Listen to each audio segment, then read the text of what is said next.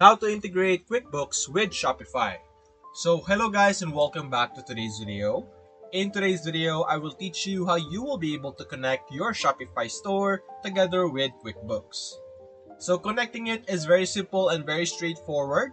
Simply look over here on the left side, you will see a list of different features that we have under QuickBooks. But simply navigate to the bottom, you will see an apps option. At the bottom, you will see we have Find Apps. So simply open this option and you will be able to see the app page where you could search any tool that you need and you will be able to connect it with QuickBooks. In our case, we're simply going to search for Shopify. As you can see here, we already have our first app appearing. So this basically will allow you to connect your Shopify together with Intuit.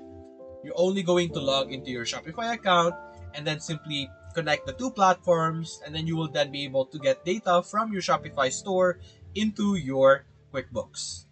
So that's basically it guys. If you enjoyed this video, leave a like and subscribe. Thanks for watching.